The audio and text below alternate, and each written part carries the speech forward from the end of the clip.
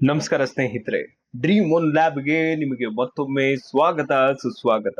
ನೀವು ಈಗ ಇಲ್ಲಿದ್ದೀರಾ ಅಂದ್ರೆ ಅದರ ಅರ್ಥ ಏನು ಗೊತ್ತಾ? ಬರೀ ಕೇಳಿಸಿಕೊಳ್ಳೋರ ಗುಂಪಿನಿಂದ ಹೊರಬಂದು ಲೈಫ್ ನಲ್ಲಿ ಏನನ್ನಾದ್ರೂ ಮಾಡಬೇಕು ಅಂತ ಆಕ್ಷನ್ ತಗೊಂಡಿರೋ ಆ ಸ್ಪೆಷಲ್ ಗುಂಪಿಗೆ ನೀವು ಸೇರಿದ್ದೀರಾ ಅಂತ ಅರ್ಥ. ಇವತ್ತಿನ ಎಪಿಸೋಡ್ ನಮ್ಮ ಈ ಸಿರೀಸ್ ನ ಫೈನಲ್ ಎಪಿಸೋಡ್. ಆದ್ರೆ ನೆನ್ಪಿಡಿ, ಇದು ಅಂತ್ಯ ಅಲ್ಲ, ಇದು ನಮ್ಮ ಹೊಸ ಜೀವನದ ಆರಂಭದ ದ್ವಾರ. ಇಡೀ ಜರ್ನಿಯಲ್ಲಿ ನಾವು ಏನೇನ್ ಕಲ್ತೋ ಆ ಐಡೆಂಟಿಟಿ ಇರ್ಬೋದು, 4 ನಿಯಮಗಳು, ಸ್ಕೋರ್ ಕಾರ್ಡ್ ಹ್ಯಾಬಿಟ್, ಸ್ಟ್ಯಾಕಿಂಗ್ ಅಥವಾ ನಮ್ಮ ಈ ಕಮ್ಯುನಿಟಿ, ಇವೆಲ್ಲವನ್ನ ಸೇರಿಸಿ ಇವತ್ತು ಒಂದು ಪಕ್ಕಾ 90 ದಿನಗಳ ಮಾಸ್ಟರ್ ಪ್ಲಾನ್ ರೆಡಿ ಮಾಡೋಣ. ಮೊದಲನೇದಾಗಿ, ನನ್ನ ಮೇಲೆ ಇಷ್ಟೊಂದು ನಂಬಿಕೆ ಇಟ್ಟಿದ್ದಕ್ಕೆ ನಿಮಗೆ ದೊಡ್ಡ ಥ್ಯಾಂಕ್ಸ್. ನಿಮ್ಮ ಈ ನಂಬಿಕೆಯೇ ಡ್ರೀಮ್ ಒನ್ ಲ್ಯಾಬ್ಗೆ ಅಸಲಿ ಶಕ್ತಿ ಕೊಡೋದು. ಈ ಸಿರೀಸ್ ನಲ್ಲಿ ನಾವು ಯಾಕೆ ಸಣ್ಣ ಬದಲಾವಣೆಗಳು ಮುಖ್ಯ ಅಂತ ನೋಡಿದ್ವಿ, ಐಡೆಂಟಿಟಿ ಫಸ್ಟ್ ಅಪ್ರೋಚ್ ಅಂದ್ರೆ ಏನು, ಕಲಿಯೋದ್ರ ಜೊತೆಗೆ ಸ್ಕೋರ್ ಕಾರ್ಡ್ ಸ್ಟ್ಯಾಕಿಂಗ್ ಹಾಗೆ ಟ್ರ್ಯಾಕರ್ಸ್ ಗಳನ್ನ ಹೇಗೆ ಬಳಸೋದು ಅಂತ ಪ್ರಾಕ್ಟಿಕಲ್ ಆಗಿ ನೋಡೋದು. ಇವತ್ತು ಈ ಕಲ್ತಿದ್ದನ್ನೆಲ್ಲ ಒಂದು ಸಿಂಗಲ್ ರೋಡ್ ಮ್ಯಾಪ್ ಒಳಗೆ ತರೋಣ. ಇದನ್ನ ನೀವು ಫಾಲೋ ಮಾಡಬೇಕು, ಪ್ರತಿಯೊಂದು ಸ್ಟೆಪ್ ಅಳತೆ ಮಾಡಬೇಕು, ಹಾಗೆ ಸಂದರ್ಭಕ್ಕೆ ತಕ್ಕ ಹಾಗೆ ಬದಲಾಯಿಸ್ಕೊಳ್ಬೇಕು. ನೀವು ರೆಡಿ ಇದ್ರೆ ನಿಮ್ಮ ಮುಂದಿನ 90 ದಿನಗಳನ್ನ ಇವತ್ತೇ ಬುಕ್ ಮಾಡ್ಬಿಡಿ. ಯಾಕೆ 90 ದಿನಗಳ ಪ್ಲಾನ್?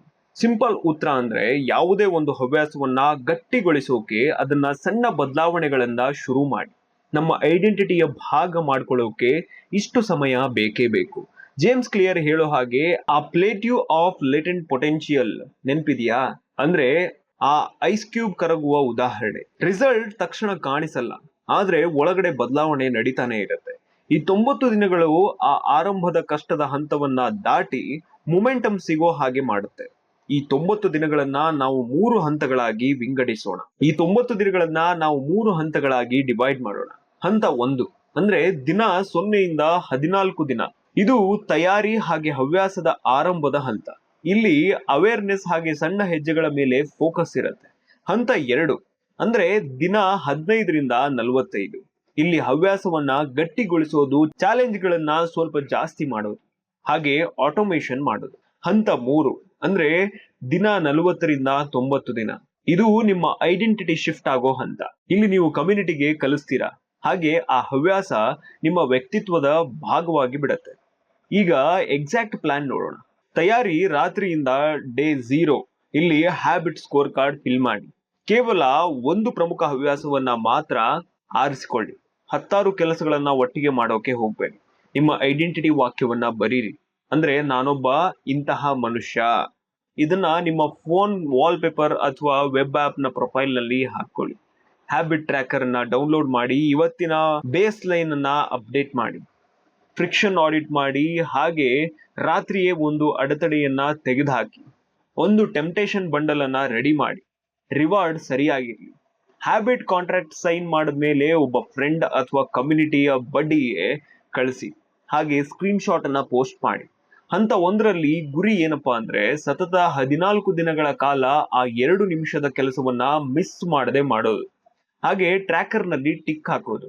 ಬೆಳಗ್ಗೆ ನಿಮ್ಮ ಐಡೆಂಟಿಟಿ ವಾಕ್ಯವನ್ನ ಜೋರಾಗಿ ಹೇಳಿಕೊಳ್ಳಿ, ಹಾಗೆ ಇಂಪ್ಲಿಮೆಂಟೇಷನ್ ಇಂಟೆನ್ಷನ್ ಮಾಡಿ.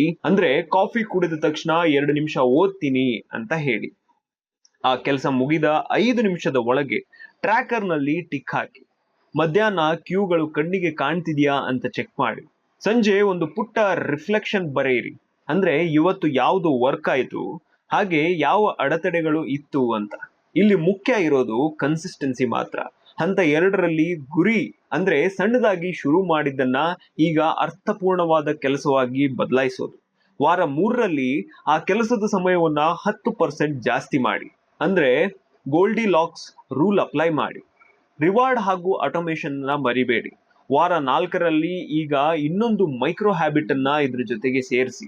ಅಂದ್ರೆ, ಹ್ಯಾಬಿಟ್ ಸ್ಟ್ಯಾಕಿಂಗ್ ಮಾಡಿ. ವಾರ 5ರಿಂದ 6ರಲ್ಲಿ ಆಟೋಮೇಷನ್ ಸಪೋರ್ಟ್ ಯೂಸ್ ಮಾಡಿ.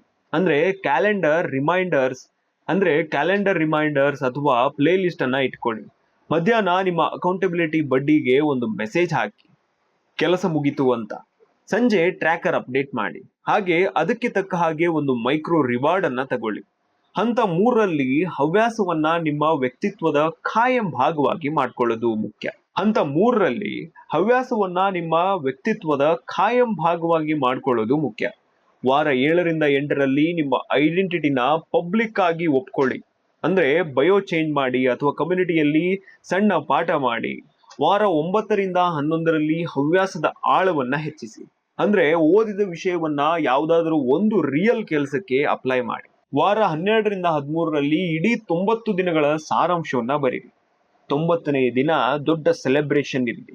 ನಿಮಗೆ ಡೇ 1 ಮೆಂಬರ್ ಅನ್ನೋ ಬ್ಯಾಡ್ ಸಿಗತ್ತೆ. ಯಾವುದನ್ನ ನಾವು ಅಳತೆ ಮಾಡ್ತೀವೋ ಅದನ್ನ ಮಾತ್ರ ನಾವು ಇಂಪ್ರೂವ್ ಮಾಡೋಕೆ ಸಾಧ್ಯ.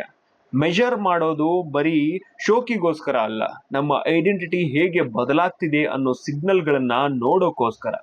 ಡ್ಯಾಶ್ಬೋರ್ಡ್ ನಲ್ಲಿ ಹ್ಯಾಬಿಟ್ ಹೆಸರು, ಕನ್ಸಿಸ್ಟೆನ್ಸಿ ಪರ್ಸೆಂಟೇಜ್, ಸರಾಸರಿ ಸಮಯ, ಬೆಸ್ಟ್ ಸ್ಟ್ರೀಕ್, ಹಾಗೆ ವೀಕ್ಲಿ ನೋಟ್ ಇರಲಿ. ಸೋಷಿಯಲ್ ಸ್ಕೋರ್ ಕೂಡ ಮುಖ್ಯ. ಅಂದ್ರೆ ಕಮ್ಯುನಿಟಿಯಲ್ಲಿ ಎಷ್ಟು ಪೋಸ್ಟ್ ಮಾಡಿದ್ರಿ ಅನ್ನೋದು. ನಿಮ್ಮ ಕನ್ಸಿಸ್ಟೆನ್ಸಿ 14ನೆಯ ದಿನಕ್ಕೆ 70%ಗಿಂತ ಜಾಸ್ತಿ ಇದ್ರೆ ಮಾತ್ರ 2ನೇ ಹಂತಕ್ಕೆ ಹೋಗಿ. ಒಂದು ವೇಳೆ ಅದು 50%ಗಿಂತ ಕಮ್ಮಿ ಇದ್ರೆ ವಾಪಸ್ ಆ 2 ನಿಮಿಷದ ರೂಲ್ಗೆ ಹೋಗಿ. ಸ್ಟ್ರೀಕ್ ಬ್ರೇಕ್ ಆದ್ರೆ never miss twice rule apply ಮಾಡಿ. ಅಂದ್ರೆ 24 ಗಂಟೆಯ ಒಳಗೆ ಕಂಬ್ಯಾಕ್ ಮಾಡಿ. ಜೇಮ್ಸ್ ಕ್ಲಿಯರ್ ಹೇಳ್ತಾರೆ, ನಮ್ಮ ಸಿಸ್ಟಮ್ಸ್ ಅನ್ನ ನಾವು ಪ್ರಕ್ರಿಯೆ ಆಧಾರದ ಮೇಲೆ ಅಳತೆ ಮಾಡಬೇಕೆ ಹೊರತು ಬರೀ ರಿಸಲ್ಟ್ಸ್ ಇಂದ ಅಲ್ಲ. ನೀವು ಆ ಪ್ರಾಸೆಸ್ ಮೇಲೆ ಫೋಕಸ್ ಮಾಡಿ, ರಿಸಲ್ಟ್ಸ್ ತನ್ನಿಂತಾನೇ ಬರುತ್ತೆ. ಇದು ಸಕ್ಸಸ್ಗೆ ಅಸಲಿ ಮಂತ್ರ. ತಾಳ್ಮೆ ಇರಲಿ ಸ್ನೇಹಿತರೆ. ಎಲ್ಲವೂ ನಾವು ಅನ್ಕೊಂಡ ಹಾಗೆ ನಡೆಯಲ್ಲ. ಕೆಲವೊಮ್ಮೆ ನಾವು ಫೇಲ್ ಆಗ್ತೀವಿ. ಸೋಲು ಅಂದ್ರೆ ಅದು ಅವಮಾನ ಅಲ್ಲ, ಅದೊಂದು ಇನ್ಫಾರ್ಮೇಶನ್ ಅಷ್ಟೇ. ಆರಂಭದಲ್ಲಿ ಬಿಟ್ಟು ಬಿಟ್ರೆ ನಿಮ್ಮ ಕ್ಯೂ ಕಣ್ಣಿಗೆ ಕಾಣ್ತಿಲ್ಲ ಅಥವಾ ಕೆಲಸದ ಕಷ್ಟ ಅನಿಸ್ತಿದೆ ಅಂತ ಅರ್ಥ. ತಕ್ಷಣ ವಾಪಸ್ ಬಂದು ಬರೀ 2 ನಿಮಿಷ ಅಷ್ಟೇ ಮಾಡಿ. ಅಡೆತಡೆಗಳನ್ನ ಅಂದ್ರೆ ಫ್ರಿಕ್ಷನ್ ಅನ್ನ ಪೂರ್ತಿಯಾಗಿ ತೆಗೆದುಹಾಕಿ. ರಿವಾರ್ಡ್ ಅನ್ನ ಇನ್ನೂ ಆಕರ್ಷಕವಾಗಿ ಮಾಡಿ. ರಿಸಲ್ಟ್ಸ್ ಬರ್ತಿಲ್ಲ ಅಂತ ಅನ್ಸೋದು ಆ ಐಸ್ ಕ್ಯೂಬ್ ಹಂತ ಅಷ್ಟೇ. ಬದಲಾವಣೆ ಒಳಗಡೆ ನಡೀತಿದೆ ಆದ್ರೆ ಹೊರಗಡೆ ಕಾಣಿಸ್ತಿಲ್ಲ. ಸೊ ತಾಳ್ಮೆ ಇರಲಿ. ಸತತವಾಗಿ ಮಿಸ್ ಮಾಡಿದ್ರೆ ರಿಕವರಿ ಪ್ಲೇ ಬುಕ್ ಅಪ್ಲೈ ಮಾಡಿ. ಮಿಸ್ ಮಾಡದೆ ಅನ್ನೋ ಗಿಲ್ಟ್ ಬಿಟ್ಟು ಕಮ್ಯುನಿಟಿಯಲ್ಲಿ ಒಂದು ಮೆಸೇಜ್ ಹಾಕಿ. ಒಬ್ಬ ಸ್ಟೂಡೆಂಟ್ 9ನೇ ದಿನ ಹ್ಯಾಬಿಟ್ ಮಿಸ್ ಮಾಡಿದಾಗ ಪೂರ್ತಿ ಬಿಟ್ಬಿಡೋಣ ಅಂತ ಅನ್ಕೊಂಡಿದ್ದ.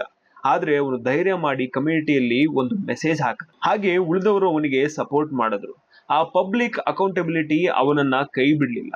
ಆಕ್ಷನ್ ತಗೊಳ್ಳೋದು ಮುಖ್ಯ. ಕೆಲಸ ನಡೆಯಲಿ. ನಿಮ್ಮ ಹವ್ಯಾಸ ಈಗ ಲಾಕ್ ಆಗಿದೆ ಅಂತ ಅನ್ನಿಸ್ದಾಗ ಅದನ್ನ ಇನ್ನೂ ದೊಡ್ಡ ಮಟ್ಟಕ್ಕೆ ಕೊಂಡೊಯ್ಯೋಕೆ ಒಂದು ಬೆಸ್ಟ್ ದಾರಿ ಅಂದ್ರೆ ಅದನ್ನ ಬೇರೆಯವರಿಗೆ ಹೇಳೋದು. ಯಾವಾಗ ನೀವು ಕಲಿಸ್ತೀರೋ ಆಗ ನಿಮ್ಮ ಐಡೆಂಟಿಟಿ ಇನ್ನೂ ಗಟ್ಟಿಯಾಗುತ್ತೆ. ನೀವು ಹೇಗೆ ಚೇಂಜ್ ಆದ್ರಿ ಅನ್ನೋದನ್ನ ಒಂದು 3 ಸ್ಲೈಡ್ಗಳಲ್ಲಿ ಬರೀರಿ. ಹಾಗೆ ಕಮ್ಯುನಿಟಿಯಲ್ಲಿ ಯಾವ್ದಾದ್ರು ಒಂದು ಸಣ್ಣ 7 ದಿನಗಳ ಮಿನಿ ಚಾಲೆಂಜ್ ಅನ್ನ ನೀವೇ ಲೀಡ್ ಮಾಡಿ. ನಿಮ್ಮ ಕೇಸ್ ಸ್ಟಡಿನ ಕಮ್ಯುನಿಟಿಯ ಲೈಬ್ರರಿಗೆ ಸಬ್ಮಿಟ್ ಮಾಡಿ. ನಿಮ್ಮ ರೆಫರಲ್ ಮೂಲಕ ನಿಮ್ಮ ಫ್ರೆಂಡ್ಸ್ ಅನ್ನ ಜಾಯಿನ್ ಮಾಡಿ. ಅವರು 7ನೇ ದಿನ ಮುಗಿಸಿದಾಗ ನಿಮಗೆ ಅಂಬಾಸಿಡರ್ ಪಾಯಿಂಟ್ಗಳನ್ನ ನೀಡ್ತಾರೆ. ನೀವು 90 ದಿನಗಳ ಎಕ್ಸ್ಪೆರಿಮೆಂಟ್ ಮಾಡ್ತಿದ್ದೀನಿ ಅಂತ ಫ್ರೆಂಡ್ಸ್ಗೆ ಹೇಳಿ. ಅಕೌಂಟಬಿಲಿಟಿ ಬಡ್ಡಿ ಆಗಿ ಅಂತ ಕೇಳಿ. ನೀವು ಯಾವಾಗ ಒಬ್ಬ ಲೀಡರ್ ಆಗಿ ಬೇರೆಯವರಿಗೆ ಹೇಳ್ಕೊಡ್ತಿರೋ ನಿಮ್ಮ ಮೆದುಳು ಅನ್ಕೊಳ್ಳುತ್ತೆ ನಾನು ಇದರಲ್ಲಿ ಎಕ್ಸ್ಪರ್ಟ್ ಅಂತ. ಇದನ್ನೇ ಸೋಷಿಯಲ್ ಐಡೆಂಟಿಟಿ ಎಫೆಕ್ಟ್ ಅಂತಾರೆ. ನಂಬಿಕೆ ಇರಲಿ, ಕೆಲಸ ಮಾಡಿ. ಭವಿಷ್ಯ ನಿಮ್ಮದಾಗ್ಲಿ ಗೆಳೆಯರೆ. ಈ 90 ದಿನಗಳು ಕೇವಲ ಒಂದು ಆರಂಭ ಅಷ್ಟೇ. ಇದನ್ನ ಲೈಫ್ ಟೈಮ್ ಹೇಗೆ ಮುಂದುವರೆಸೋದು ಯೋಚನೆ ಮಾಡಿ. ತಿಂಗಳಿಗೊಮ್ಮೆ 30 ನಿಮಿಷ ಕೂತು ನಿಮ್ಮ ಡ್ಯಾಶ್ ಬೋರ್ಡ್ ಹಾಗೆ ರಿವಾರ್ಡ್ಸ್ ಅನ್ನ ಚೆಕ್ ಮಾಡಿ. ವರ್ಷದ ಕೊನೆಯಲ್ಲಿ 1000 ಪದಗಳ ಸಾರಾಂಶವನ್ನ ಬರೆಯಿರಿ. ಅಂದ್ರೆ ಯಾವ ಐಡೆಂಟಿಟಿ ಉಳಿಯಿತು, ಯಾವುದನ್ನ ಬಿಡಬೇಕಾಗಿ ಬಂತು. ಲೈಫ್ ಚೇಂಜ್ ಆದ ಹಾಗೆ ಹ್ಯಾಬಿಟ್ಸ್ ಕೂಡ ಚೇಂಜ್ ಆಗಬೇಕು. ಹೊಸ ಕೆಲಸ ಬರ್ಬೋದು ಅಥವಾ ಮದುವೆ ಆಗ್ಬೋದು. ಅಂತಹ ಟೈಮ್ಗಳಲ್ಲಿ ನಿಮ್ಮ ಎನ್ವಿರಾನ್ಮೆಂಟ್ ಚೇಂಜ್ ಆಗುತ್ತೆ. ಆಗ ಈ ಸಿಸ್ಟಮ್ ಅನ್ನ ಮತ್ತೆ ಚಿಕ್ಕದಾಗಿ ಶುರು ಮಾಡೋ ನಮ್ರತೆ ನಮ್ಮಲ್ಲಿರ್ಬೇಕು. ನಿಮ್ಮ ಹವ್ಯಾಸವನ್ನ ನೀವು ಒಂದು ದೊಡ್ಡ ಮೂವ್ಮೆಂಟ್ ಆಗಿ ಬದಲಾಯಿಸಬೇಕು ಅಂತಿದ್ರೆ ಬೇರೆಯವರು ಈಸಿಯಾಗಿ ಕಾಪಿ ಮಾಡೋ ಹಾಗೆ ಒಂದು ಪ್ರಾಕ್ಟೀಸ್ ಅನ್ನ ರೆಡಿ ಮಾಡಿ. ನಿಮ್ಮ ಹಳೆಯ ಪ್ರೋಗ್ರೆಸ್ ಹಾಗೆ ಈಗಿನ ಬದಲಾವಣೆಯನ್ನ ಧೈರ್ಯವಾಗಿ ಎಲ್ಲರ ಮುಂದೆ ಹಂಚಿಕೊಳ್ಳಿ. ನಿಮ್ಮ ಅಂಡರ್ನಲ್ಲಿ ಸಣ್ಣ ಸಣ್ಣ ಗ್ರೂಪ್ಗಳನ್ನ ಮಾಡಿ ಅವರಿಗೆ ಗೈಡ್ ಮಾಡಿ.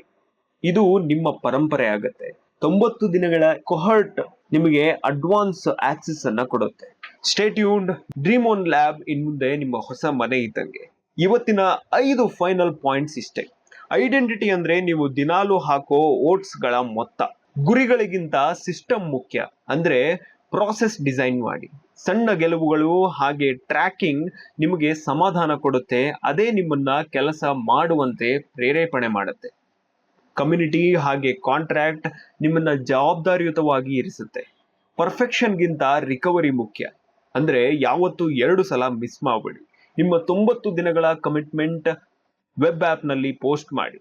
ನಾಳೆಯಿಂದ ಮುಂದಿನ 7 ದಿನಗಳ ಕಾಲ ನಿಮ್ಮ ಕ್ಯಾಲೆಂಡರ್ನಲ್ಲಿ ಟೈಮ್ ಬ್ಲಾಕ್ ಮಾಡಿ.